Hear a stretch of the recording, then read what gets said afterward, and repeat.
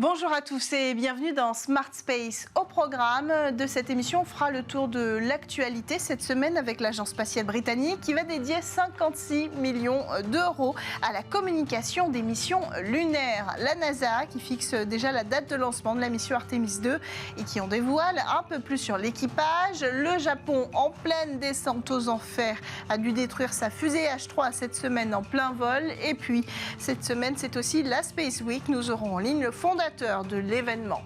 En deuxième partie d'émission, ce sera votre Space Talk et on va parler de Vega C. Après un échec de mise en orbite en décembre, la commission d'enquête de l'ESA a rendu son verdict et les conclusions sont pour le moins surprenantes, si surprenantes qu'elles font monter au créneau le CNES, ravivant au passage de le débat sur la souveraineté et le retour de budget.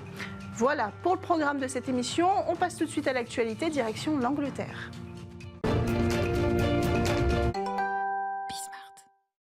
50 millions de livres sterling, c'est plus de 56 millions d'euros que l'Agence spatiale britannique va dédier aux entreprises britanniques. L'objectif, développer des services de communication et de navigation pour les missions vers la Lune. Ce nouveau financement s'inscrit dans le cadre du programme Moonlight de l'Agence spatiale européenne qui vise à lancer une constellation de satellites en orbite autour de la Lune à partir de 2028.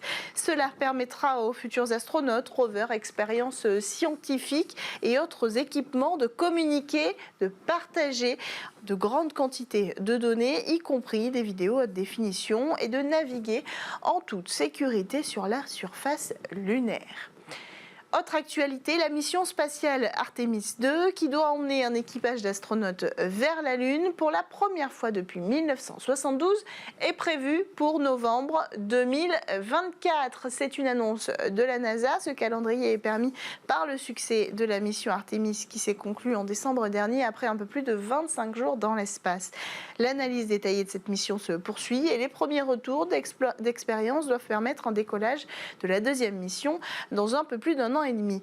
Quant aux astronautes, Bill Nelson vient tout juste de faire une déclaration sur ce sujet. On apprend que l'équipage sera composé d'un Canadien et de 3 Américains. La date de lancement sera révélée le 3 avril prochain, nous promet l'administrateur de la NASA. Ces astronautes iront faire le tour de la Lune sans y atterrir. Cette fois, ce sera ensuite le rôle de la mission Artemis 3. Ces astronautes, en tout cas, feront le tour de la Lune pendant une mission d'une dizaine de jours à peu près. Encore une autre actualité, la fusée japonaise H3 s'auto-détruit après une deuxième tentative de lancement cette semaine. La raison, une défaillance d'origine encore inconnue qui rendait impossible le succès de sa mission, a annoncé l'agence spatiale japonaise. Mi-février déjà, ce modèle avait échoué à décoller en raison d'un problème sur ses propulseurs d'appoint, alors que quelques mois plus tôt, un autre lanceur avait dû lui aussi être détruit en plein vol. En conclusion, toujours pas de vol inaugural réussi pour le lanceur H3, un modèle successeur des fusées H2A, censé permettre au Japon d'assurer des lancements spatiaux commerciaux plus fréquents, plus sûrs et moins coûteux. Enfin, la 10e édition de la Paris Space Week bat son plein. 2 jours de meeting porte de Versailles qui réunit l'écosystème aérospatial français. Pour en parler, c'est notre collectu. Nous avons en ligne Renaud Simard, directeur de Proxima 365 et organisateur de l'événement. Bonjour Renaud, parlez-nous de la vocation de ce salon d'abord. La vocation de ce salon, c'est de permettre aux acteurs du spatial de préparer leur rendez-vous bien en amont, parce qu'on est sur des champs techniques un peu complexes, pour faire un maximum de rendez-vous pendant ces 2 jours, qui sont programmés à l'avance.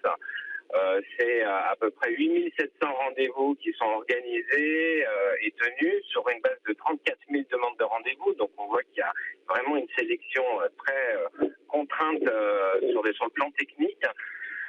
Un peu plus de 1000 participants et 43 pays représentés. Le but, c'est vraiment qu'ils repartent avec au moins 3 ou 4 contacts extrêmement clairs où ils peuvent collaborer. Et nous, derrière, on assure le suivi du salon derrière. C'est-à-dire qu'on rappelle tout le monde pour savoir si où ça en est, etc. et relancer s'il y a des rendez-vous qui ne sont pas posés. C'est ce relationnel-là, finalement, qui vous distingue des autres événements spatiaux internationaux qu'on connaît bien. Oui, parce qu'en fait, nous, tout est basé sur des rendez-vous qui sont préparés à l'avance, hein, parce qu'on estime que dans le spatial, on ne peut pas faire un rendez-vous, échange de carte de visite, ça n'a aucun sens. Là, on a besoin de bosser en amont, de bosser pendant et bosser après, comme je vous le disais. Tous les rendez-vous sont scorés, c'est-à-dire que les participants mettent 1 à 5 étoiles après chaque rendez-vous. Et le participant en face sait s'il a 1 ou 5 étoiles de la part de son interlocuteur. Ce qui lui permet d'identifier vraiment les sujets de collaboration où ça match. Et nous, comme je vous le disais, tous les 4-5 étoiles sont relancés pour avoir la garantie qu'il y a un suivi et qu'il y a un deuxième rendez-vous posé post-événement. Donc c'est ça un petit peu la différence. Alors, il y a toujours des sujets phares d'année en année. Est-ce que cette année, ce sont les lanceurs au cœur des sujets ou des conversations de couloir, si on peut dire? Ouais, les lanceurs, les CubeSat toujours, les microsatellites, etc. C'est toujours les mêmes sujets. C'est vrai que là, les lanceurs, on a au niveau de Ariane 5, Ariane 6 un sujet. D'ailleurs, on va lancer un événement sur Kourou, complètement affinitaire, avec des rendez-vous et des activités de networking affinitaires. Mais il faut, oui, effectivement, ça c'est la grosse disruption que le monde du spatial vit. On a toutes les agences spatiales présentes, au travers des 43 pays, mais aussi tous les disrupteurs comme OneWeb, Blue Origin, etc. Et c'est assez intéressant parce qu'on les voit discuter ensemble, les agences traditionnelles, etc. Il y a beaucoup d'innovations et nous on fait l'effort d'essayer d'avoir au moins 10% qui ne sont pas des acteurs du spatial mais qui peuvent injecter de la techno dans le spatial. Donc c'est ça qui est intéressant. Très important toujours cette synergie entre les secteurs de la tech et le secteur spatial. Avant de nous quitter, est-ce qu'on a déjà eu droit peut-être à des annonces? C'est toujours l'occasion lors d'un salon aussi important de porter quelques annonces intéressantes ou des visites qui pourraient porter le sujet du spatial en France? Le problème, je peux pas, là, je suis pas autorisé à communiquer sur. Oui, il y en a, mais je suis pas autorisé de communiquer dessus parce que c'est un secteur assez confidentiel. Mais on pourra demander si vous voulez la permission et on vous communiquera l'info après. Ce ne sont pas des annonces publiques pour l'instant? Non. On sait qu'il y a des choses qui sont faites de manière très probante, mais on ne peut pas en parler.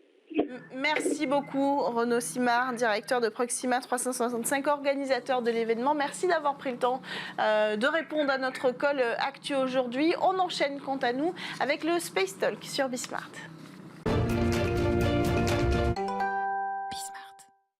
Le 20 décembre 2022, le lanceur Vega C a raté sa seconde mission et s'est écrasé au sol avec des missiles d'observation à son bord. Un échec retentissant, d'autant qu'il ne s'agit pas du premier pour le lanceur léger, mais du troisième en seulement 4 ans.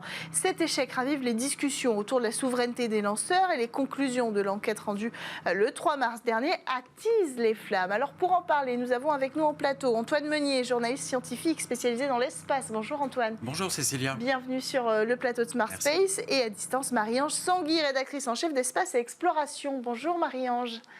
Bonjour Cécilia. Bienvenue dans cette émission. Alors, au siège de l'Agence spatiale européenne vendredi dernier, la commission d'enquête en charge du crash du lanceur Vega C a rendu ses conclusions.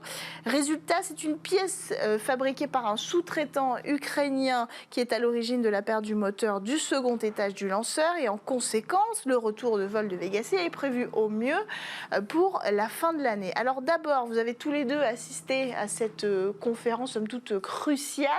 J'imagine l'atmosphère assez tendue vendredi dernier. C'est sûr, dans la salle, l'atmosphère était quand même assez tendue. Faut être clair. Joseph Aschbarer, le DG de l'ESA, a parlé de crise. Stéphane Israël, le patron d'Ariane Espace, a dit que c'était inacceptable. Et moi, ce que j'ai noté, j'avais juste en face de moi Giulio Ranzo, qui est le patron d'Avio. Il a dit « je prends toutes mes responsabilités ». Donc effectivement, on a tout de suite pu jauger d'une atmosphère assez glaciale. Ouais, on mesure les conséquences quand même de cet événement dans le secteur spatial, Marie-Ange. Tout à fait. C'est-à-dire que déjà, c'est le troisième en 4 ans et sur une quantité de lancements qui n'est pas énorme pour Vega, puisqu'on est sur 22 lancements, VV22. Et ça, c'est trop. C'est beaucoup trop en termes de probabilité, ça ne va pas du tout. Et il est vrai que lors de cette conférence de presse, si au début c'était un petit peu tendu, il faut être clair, à la fin, ça tirait presque à bouler les uns sur les autres. Hein. La tension a continué de monter tout au long de la conférence de presse. Et il y avait des choses qui n'ont pas été dites à mots pleins, mais qui étaient en sous-entendu, qui étaient quand même qui étaient vraiment très, très tendues. Alors, ces conclusions, elles ont mis en avant une pièce défectueuse. Est-ce que vous pouvez nous expliquer de quoi il s'agit précisément, Alors, Antoine ? la pièce défectueuse, c'est l'insert du col de tuyère, c'est-à-dire la tuyère qui rentre dans le bloc moteur, qui a été présentée comme défectueuse. Moi, j'ai noté la formule qui a été employée. On a parlé d'une surérosion thermomécanique inattendue du composite CC, carbone-carbone. Le carbone-carbone, c'est un matériau composite. En fait, c'est un bloc de graphite dans lequel on a rajouté des fibres de carbone. Il doit résister à des très hautes pressions, à des températures forcément très, très, très élevées. Et là, force est de constater que ça n'a pas été le cas. En fait, pour faire plus simple, il y a eu un manque d'homogénéité de la pièce qui est intervenu et qui a entraîné ensuite la baisse de pression et puis au final la perte du lanceur et de la charge utile. Donc, si je comprends bien, c'était quand même une pièce cruciale, en fait. Hein, est-ce que ça peut arriver, Marie-Ange, en général, s'il y a un défaut, c'est sur ce genre de pièce ? C'est une pièce qui est cruciale dans le sens où il faut imaginer qu'il y a une pression énorme au moment du décollage, puisque tout passe par cet endroit-là. Et si la pièce n'est pas parfaitement résistante, la pression, on monte à 3000 degrés quand même. Donc cette pièce, elle va s'éroder, elle va partir en petits morceaux. Et là, à ce moment-là, si vous n'avez plus ce goulet d'étranglement, ça se dilate et vous avez une perte de pression. C'est une pièce qui est primordiale, mais vous savez, ça peut arriver. C'est comme dans tout. Par exemple, quand on regarde dans la plomberie, les pièces qui sont en cuivre, il peut y avoir un défaut sur une pièce. Malgré tous les tests, on peut avoir un défaut sur une pièce. Et là, c'est l'homogénéité, c'est-à-dire qu'il y avait des tests qui avaient été faits sur un certain nombre de choses, avec par exemple de la tomographie, c'est une radiographie, pour vérifier s'il n'y a pas de gros défauts. Mais ça ne vérifie pas l'homogénéité du matériau lui-même. Et c'est là qu'il y a eu ce problème. Alors, ce qu'on apprend avec ce rapport, c'est que cette pièce, elle était de fabrication ukrainienne. Or, il s'avère que cette même pièce, auparavant, était fabriquée par Ariane Group. Donc, il y a eu un changement à un moment donné de fournisseur, décidé par Avio, qui est le constructeur de Vega C. Comment on peut expliquer un tel changement sur une pièce aussi cruciale, alors qu'a priori, la pièce fonctionnait quand elle était produite par Ariane Group? Les pièces en question, déjà, elles ont été livrées en 2020 par Yuzhnoye, qui est le fournisseur à la base. Dont l'usine, aujourd'hui, il faut le dire, est détruite depuis le conflit en Ukraine. Depuis le conflit en Ukraine, mais ça a été livré au moment de la période, de la pandémie. Donc, déjà, ça, c'est un premier point. Mais pour le vol VV21, tout s'est passé normalement. Ouais. Ensuite, le vol VV21, c'est le vol de qualification de Vega C. VV22, c'est le premier vol commercial, le deuxième vol de Vega C. Là, il y a encore des points qui restent. Je pense qu'il y a encore des points qui restent à éclaircir. Comment on peut expliquer un tel choix, Marie-Ange, du constructeur Avio de se tourner, de changer de fournisseur pour une pièce aussi sensible?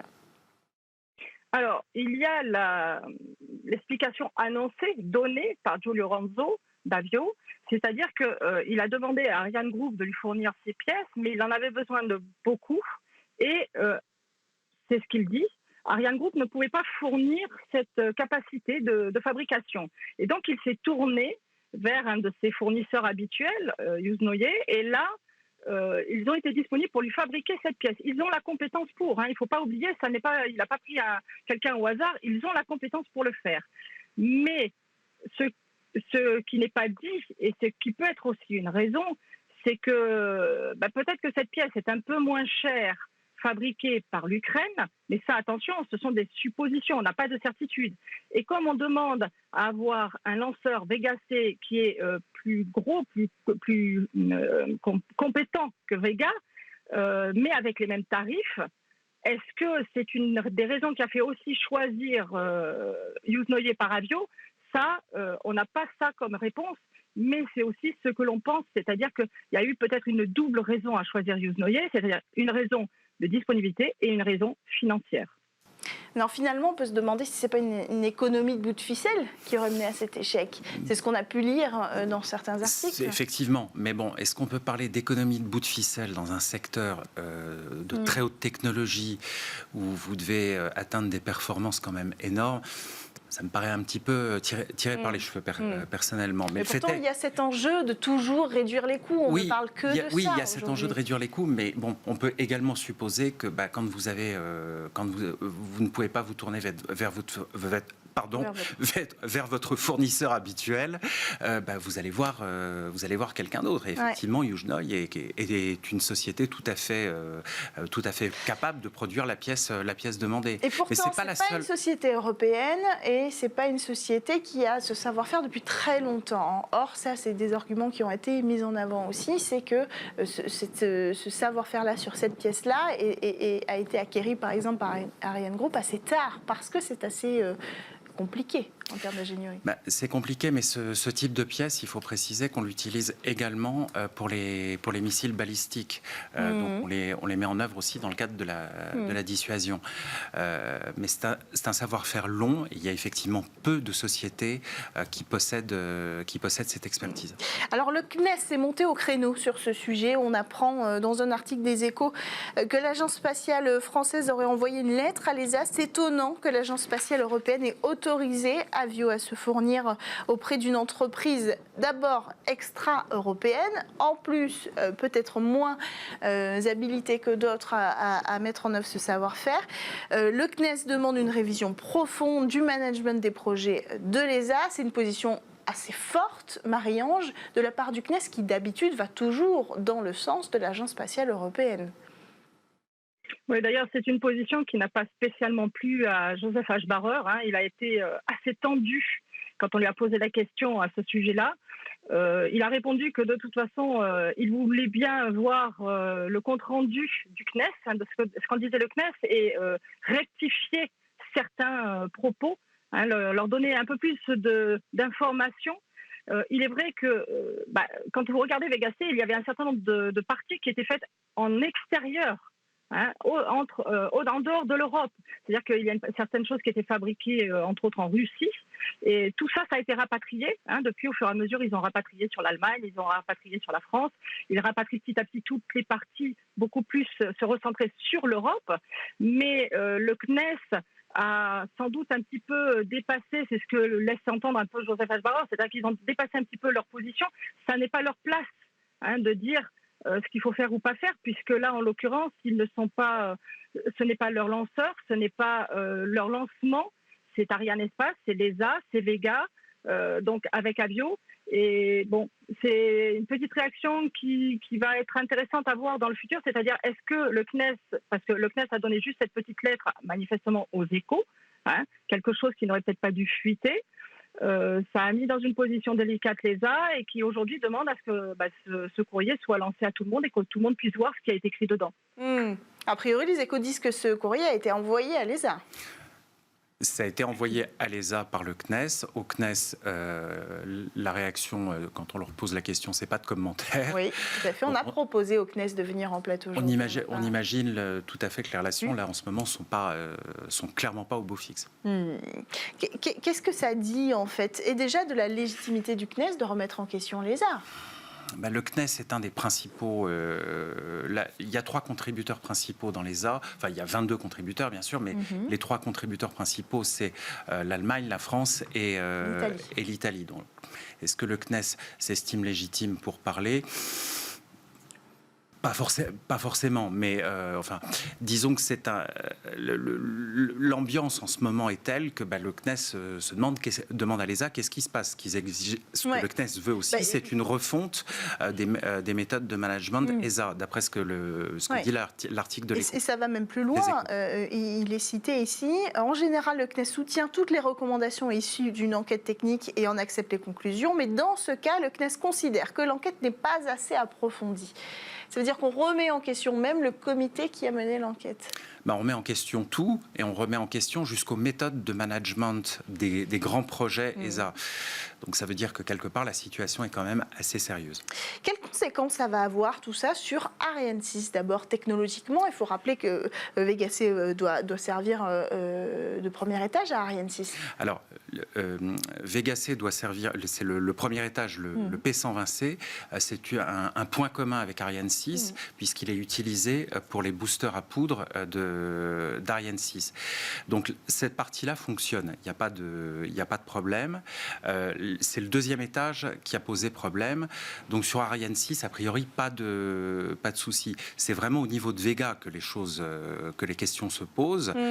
Il va falloir repasser par une requalification de l'étage Z40 qui a posé problème, avec un nouvel insert de tuyère fourni cette fois-ci par Ariane Group. Donc on rebasculerait officiellement sur Ariane Group.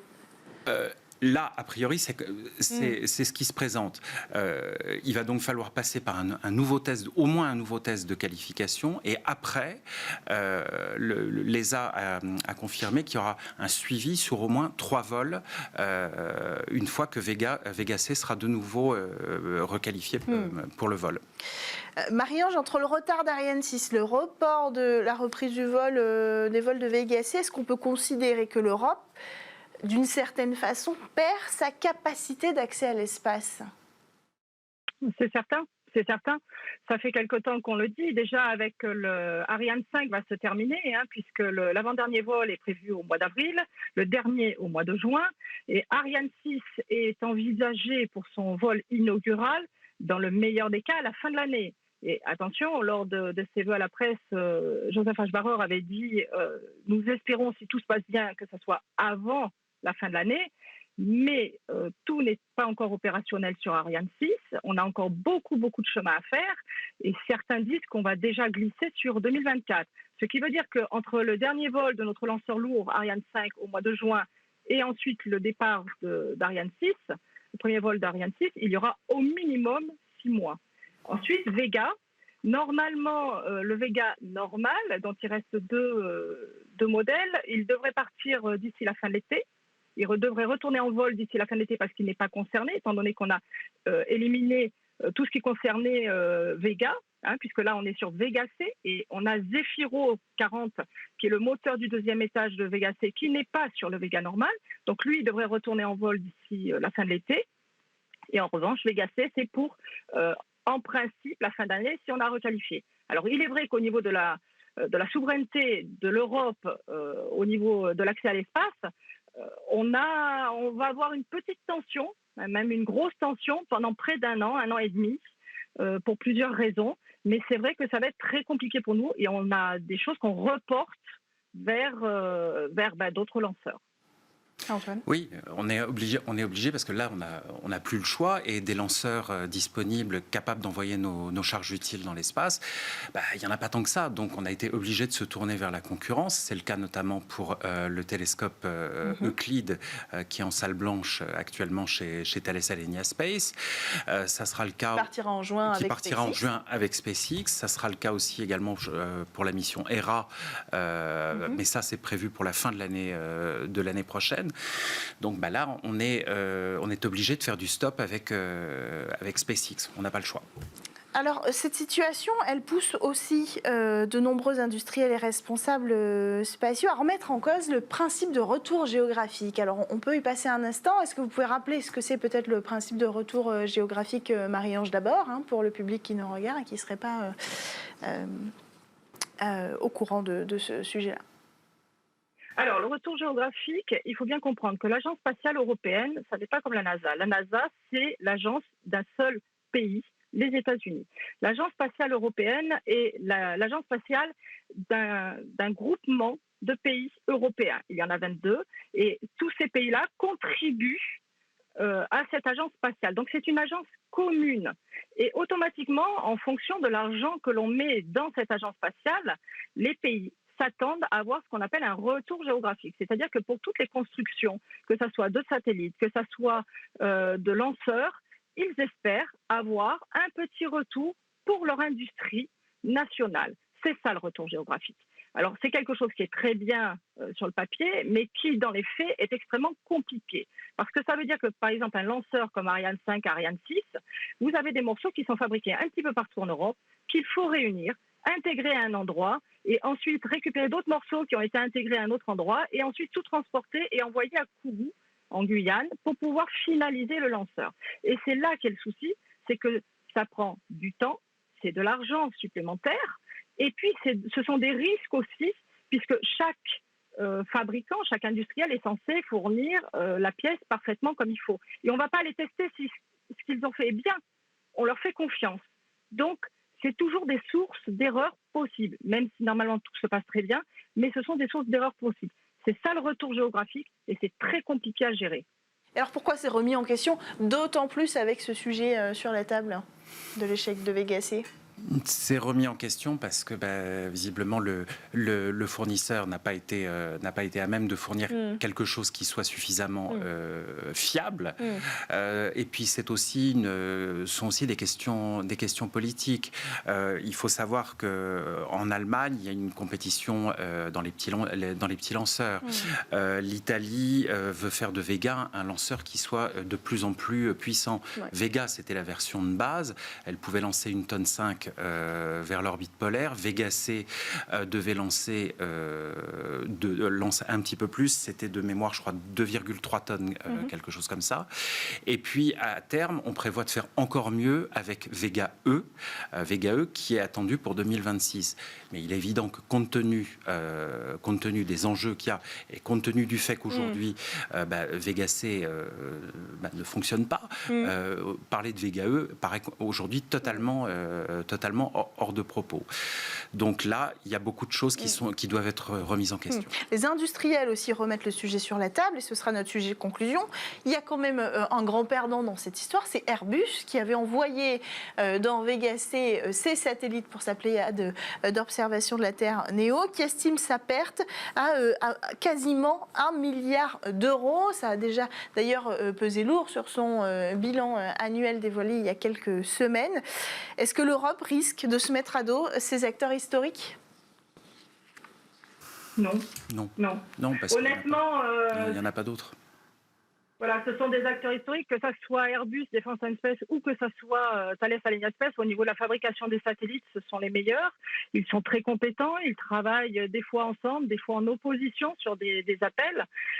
Mais ce sont de très bons fournisseurs et on ne peut pas se passer d'eux. C'est deux parce que ce sont les seuls, mais même la question, moi j'ai posé la question il y a 2 mois à la suite de cet échec et Airbus a dit pas de commentaire, pareil, mais si on demande à Airbus de refaire des satellites, ça ils peuvent tout à fait le faire. La question là-dessus ne se pose pas. Merci à tous les deux d'avoir pris le temps d'échanger sur cette forte actualité, l'échec du vol Vega C et surtout cette commission d'enquête qui a été révélée vendredi dernier au siège de l'ESA. Merci Antoine Monnier, journaliste scientifique spécialisé dans le secteur spatial, et Marie-Ange Tanguy, rédactrice en chef de Espace et Exploration. Merci à tous de nous avoir suivis. On se retrouve dès la semaine prochaine sur Bismart.